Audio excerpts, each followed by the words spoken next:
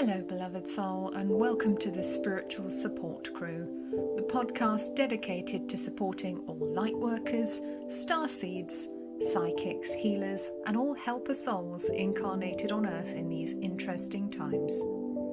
I'm your host, Helen Crosby, and it's the 1st of November today, which is also known as World Vegan Day and the beginning of World Vegan Month.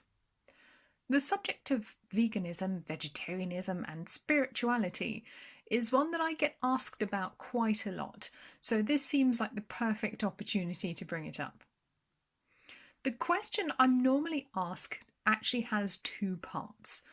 Firstly, does going vegan make you more quote-unquote spiritual? And conversely, does being a quote-unquote spiritual person mean that you should be vegan or avoid eating meat? To start with, I just want to give you a little bit of background about me and explain why people would ask me about that in particular. I've been vegan for a little over 8 years now. I think that's long enough to say I was vegan before it was cool. It certainly wasn't much of a trend back then, and trying to find good vegan options and vegan-friendly produce was much harder than it is now. And don't get me started on the vegan cheese options back then. It was not good. Anyhow, the whole subject of being vegan, what it means and how it fits into spirituality and your spiritual path is certainly an interesting one. And I'm going to try and address this somewhat thorny issue in the best way I know how. Please do always remember that my experience may not perfectly align with yours, and I certainly don't expect everybody to agree with me on this. And that's to be expected when it comes to any discussion on the matter of spirituality. Not least because we are all unique individuals and our experiences are therefore unique and different to the point where you might consider that we live in different worlds of our own creation, but that's a whole other bigger conversation. I do speak from the heart on this topic and from my personal experience rather than from conjecture or theory, and I'm not coming from a place of trying to convert or vegangelise, as we call it, with this podcast. But it is a good opportunity to clarify how I certainly believe diet and lifestyle can impact you on a spiritual level and vice versa. Now, I have to admit, in an ideal world, I would love it if everyone were vegan. But as the events of this year have highlighted in bold neon letters, we are living in a world that is far from perfect. So let's dive in and I'll explain how I see things as a psychic, as a Reiki teacher and a holistic therapist, but also as a helper soul who works closely with my own spirit guides and with the more subtle energies of this world. My spiritual life is very much a part of my everyday life. It just is, and it's not something that I only think about once a week or once in a blue moon. And yes, pun intended, we are currently under the influence of a blue moon. So all of my decisions, or at least the important ones, normally have a spiritual aspect to them. I no longer see the spiritual side of myself as separate or different, and my spirit guides have very much merged with my energy in the past few years as we move into the new energy and the new era. So I think it's important to remember that as we integrate all aspects of our being, which we are all due to do sooner or later, we will start thinking of ourselves in more holistic ways. That being the case, I can't really not think about what I put in and on my physical body because it's all part of the whole me. That is the holistic view of life after all. Holistic meaning whole. So where did my journey to becoming vegan begin, and how does that fit in with my spirituality?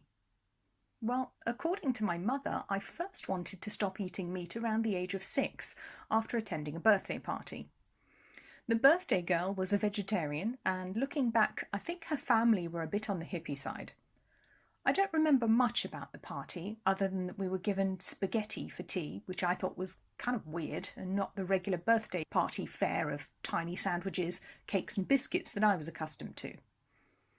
I don't actually have any memory of discussing eating animals with her or her family, but apparently I came home afterwards very concerned about the subject and mentioned it to my mother. She dismissed my concerns out of hand, told me I was being silly, and it was never spoken about again.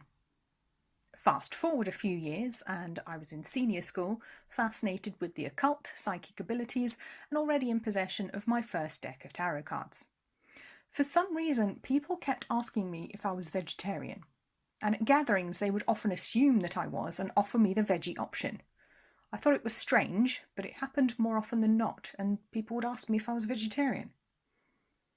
Looking back, I was quite a spiritual young person even then, and I think I must have given off something of an alternative aura. Although I was dressed in a pretty normal way. I was in no way a goth or trying to look unusual or weird, but somehow I must have fit the type that people have in their mind when they think of vegetarians. I remember that it really annoyed me at the time, and I'd sort of been put off vegetarianism by some annoying teenagers a few years beforehand at a different school. And into my adult life, I had many conversations on the topic of eating animals and spirituality, but I didn't really see the point. Why give up eating meat? I didn't get it. I think the first time I gave it serious thought was in my early 20s during my Reiki training. My Reiki master Claudia mentioned that she was a veggie when we stopped for lunch. She wasn't trying to convert me or anything like that, but she did mention that she found her energy was lighter when she didn't eat meat. I didn't really think much more about it, but the seed was sown. A few years later, in 2006, I'd just started up Angel Wings Holistics for the first time, and I was working as a holistic therapist and also doing a lot of spiritual study and practice. I was working to enhance my abilities and to progress as a healer, psychic and medium. During that whole year, I found that I just didn't feel drawn to eating meat, and I was choosing vegetarian and plant-based options without really thinking about it. I was actually a little surprised myself, but the more spiritual practice I incorporated into my life, the more I was drawn to lighter, organic and plant foods. Eating meat just didn't feel necessary anymore, not on any particular moral grounds, but I just didn't feel I particularly wanted to eat it. Around that time, I also found that I moved away from caffeine and alcohol for a while too. Basically, the more I was interacting with the spirit energy, the less I was interested in stimulants, depressants, processed foods and meat. I was actually eating a lot less overall, and I was very drawn to organic foods, although my budget didn't really allow for an organic diet. Overall, I observed that the more spiritual work I did, the less I wanted to eat lower vibrational foods, and that definitely included meat. I did go back to consuming those things in the following years after that intense period of spiritual study and practice, but more because of pressure I felt from other people to conform to their expectations and to eat normal food. I finally went vegan in 2012 after a realization during a Samhain ritual the year before, which prompted me to permanently switch to a vegetarian diet. I knew it just wasn't right for me to eat animals anymore. I'd already discovered that meat didn't mesh too well with my spiritual practice and my own spiritual growth, but this was a real turning point when I realised that I needed to walk my talk and really step into the person I was becoming once and for all. Humans are creatures of ego, or the monkey mind, as the Buddhists call it. Most of us are almost entirely controlled by that part of the brain that wants to be right. We're controlled by the ego mind, and that causes no end of problems in the real world, and it causes us to engage in no end of arguments too. That's the part of us that I think will become less powerful and certainly have less influence over us as we grow into the spiritual and enlightened beings we're destined to be. I think it's that ego mind that has misinterpreted the truth about eating meat and spirituality, just as in the dark energetic age we're coming out of, many things have been twisted and portrayed in an inverted way. My point here is that it's not the act of cutting out meat or animal products that makes us more spiritual. It's actually the other way around. The more we grow and practice our spirituality, the more in touch with our higher nature we become, and the less we find we need or want them. Certainly in my personal experience, the more I live and work in the higher spiritual energies with my guides, angels, and being connected to my higher self, the less I need or want lower vibrational foods. As an example, I rarely drink alcohol anymore, and it doesn't really agree with me when I do. I didn't stop drinking to be virtuous or in any attempt to enhance my spiritual progress. It's just sort of happened. I don't really feel the need for it anymore. So in answer to the first part of the question here, which is, does going vegan make you more spiritual? The answer is no, it doesn't. It may well coincide with you becoming a more quote-unquote spiritual person, and you certainly may find that the more spiritual work you do, and the more you connect with higher energies, that it's a natural progression or something you start doing without really thinking about it. But it's not the cause of your spiritual growth, although it certainly can be a symptom.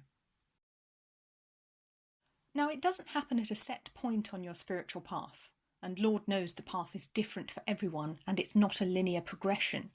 But I have observed that it is something people find themselves leaning towards naturally as a result of their spiritual practice and spending time connecting with higher energies. It's also notable that a lot of vegans are actually atheists with no spiritual beliefs whatsoever. So I'd say that it's quite clear that going vegan doesn't cause enlightenment or any sort of spiritual epiphany in and of itself. Wouldn't that be a great shortcut? Although again, it can accompany enlightenment or come as the result of a spiritual experience and newfound beliefs. So let's consider the second part of the original question now, which is, does being a spiritual person mean that you should be vegan or at least avoid eating meat? And again, I have to say the answer is no. Why? Because of the word should. We really have to stop shoulding ourselves.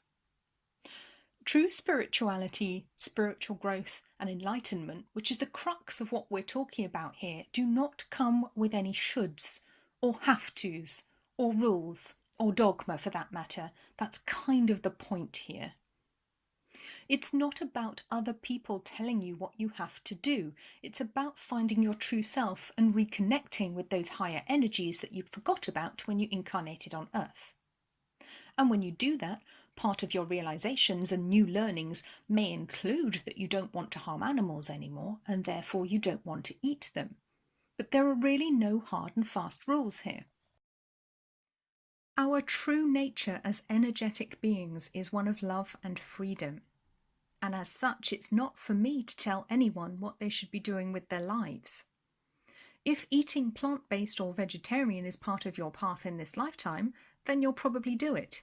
And if it's not, then you probably won't. That's really all I can say on the matter with any conviction. Some people find that avoiding animal products enhances their spiritual and healing abilities, and other people don't really notice much difference. I know plenty of very gifted spiritual healers, mediums, and psychics who have every vice going and are still incredible at what they do and feel no desire whatsoever to stop eating meat, or stop doing anything else for that matter. I learned a long time ago that it's not my place or anyone else's to tell somebody how to live their life or how to practice or experience their spirituality. The best information comes from our spirit guides anyway, so I'll leave it down to each person's conscience, to their higher self, and to their own spirit guides and angels to nudge them to go vegan, or not, when the time is right. We all have free will after all, and that is the point of this world and this incarnation. We live in a free will universe, and some people will choose to do things that are considered wrong or bad by other people. Having said that, I am pleasantly surprised at the traction the vegan movement has gathered in the past few years, although I don't always agree with the means used to achieve it. I would caution anyone preaching compassion and kindness to take a look in the mirror and make sure that they are genuinely embodying those qualities themselves. I do believe, however, that as the human race progresses in our evolution toward the ascended and enlightened beings we are destined to be once again, that the exploitation and consumption of animals will become something of the past. I believe it will be left behind, along with war, cruelty, fear, and hatred. As we become more compassionate beings, I do believe it's inevitable that we will become vegan at some stage, albeit maybe not in this lifetime or even this century. I think it's like anything. It's important to remember that true love, compassion, and kindness that comes from spiritual growth allows for other people's freedom, for their free will and their personal choices, whether we like or agree with them or not. We can still show other people love and compassion. In fact, we absolutely must do so, especially when they're doing things that we know to be harmful to themselves or others. Everyone deserves love, compassion, and kindness, and I do mean everyone, including those who harm other people, who hurt animals, who destroy, injure, and pillage our world, because those are the souls that really need it the most.